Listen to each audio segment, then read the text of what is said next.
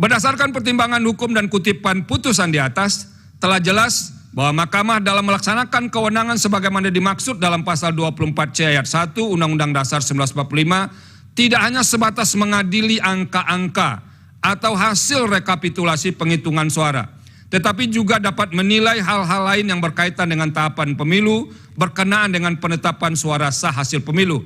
Namun demikian, terlepas dari pendirian di atas, Mahkamah perlu menegaskan sebagai lembaga yang memiliki kewenangan konstitusional untuk memutus perselisihan tentang hasil pemilihan umum sebagaimana termaktub dalam pasal 24C ayat 1 Undang-Undang Dasar 1945 sebenarnya tidak tepat dan tidak pada tempatnya apabila Mahkamah dijadikan tumpuan untuk menyelesaikan semua masalah yang terjadi selama penyelenggaraan tahapan pemilu. Apabila tetap diposisikan untuk menilai hal-hal lain, sama saja dengan menempatkan Mahkamah sebagai keranjang sampah untuk menyelesaikan semua masalah yang berkaitan dengan pemilu di Indonesia.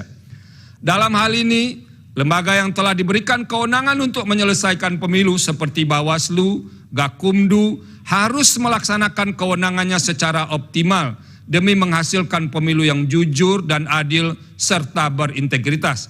Selain itu, lembaga politik seperti DPR tidak boleh lepas tangan, sehingga sejak awal harus pula menjalankan fungsi konstitusionalnya, seperti fungsi pengawasan dan menggunakan hak-hak konstitusional yang melekat pada jabatannya, seperti hak interpelasi, hak angket, dan hak menyatakan pendapat, guna memastikan seluruh tahapan pemilu dapat terlaksana sesuai dengan pasal 22E ayat 1 Undang-Undang Dasar 1945. Penegasan demikian diperlukan karena Mahkamah hanya memiliki waktu yang terbatas, inkasu 14 hari kerja, untuk memutus perselisihan tentang hasil pemilihan umum.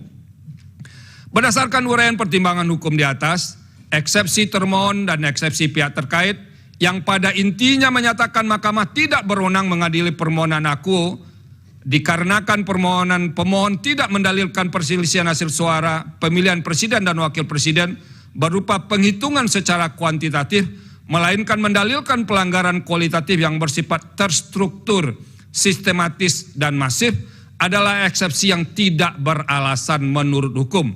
Dengan demikian, Mahkamah berwenang mengadili permohonan akuo. Tenggang waktu pengajuan permohonan dalam eksepsi.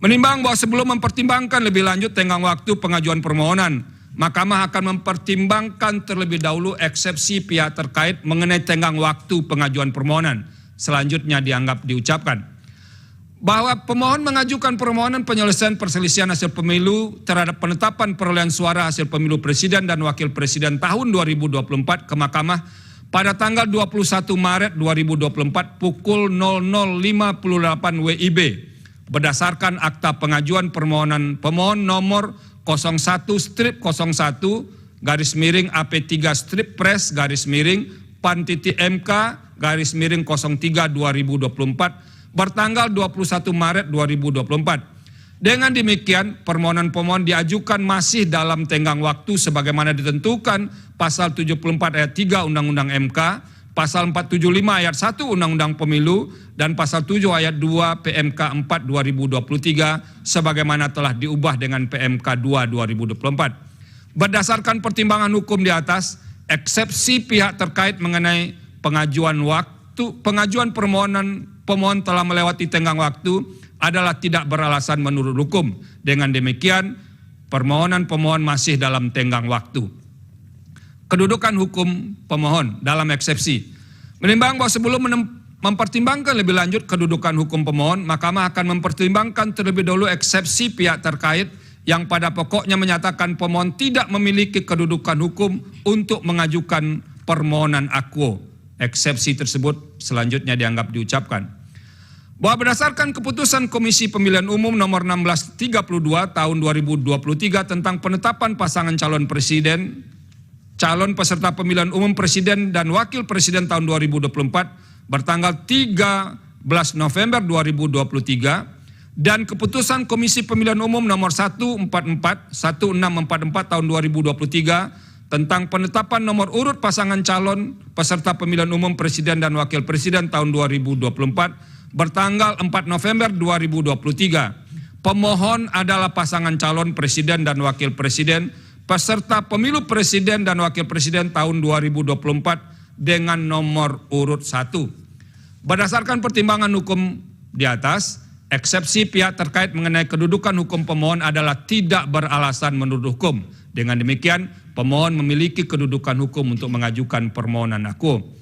Menimbang bahwa oleh karena mahkamah berwenang untuk mengadili permohonan aku dan permohonan pemohon diajukan masih dalam tenggang waktu yang ditentukan pasal 74 ayat 3 Undang-Undang MK, pasal 475 ayat 1 Undang-Undang Pemilu, dan pasal 7 ayat 2 PMK 4 2023, sebagaimana telah diubah dengan PMK 2 2024, serta pemohon memiliki kedudukan hukum untuk mengajukan permohonan, selanjutnya mahkamah akan mempertimbangkan eksepsi termohon mengenai pokok permohonan aku.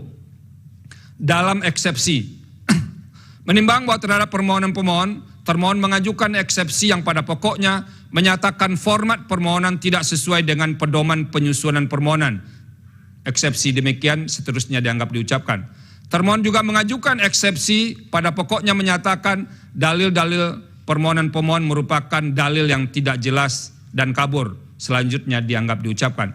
Menimbang bahwa terhadap eksepsi termohon mengenai permohonan tidak sesuai dengan pedoman penyusunan permohonan yang diatur dalam PMK 4 2023, sebagaimana telah diubah dengan PMK 2 2024, dan permohonan pemohon tidak jelas atau kabur, setelah dicermati secara saksama, menurut mahkamah, eksepsi tersebut secara substansial telah berkaitan dengan pokok permohonan, sehingga eksepsi yang demikian merupakan keberatan yang tidak terkait dengan persoalan-persoalan syarat formil dan oleh karenanya harus dinyatakan tidak beralasan menurut hukum.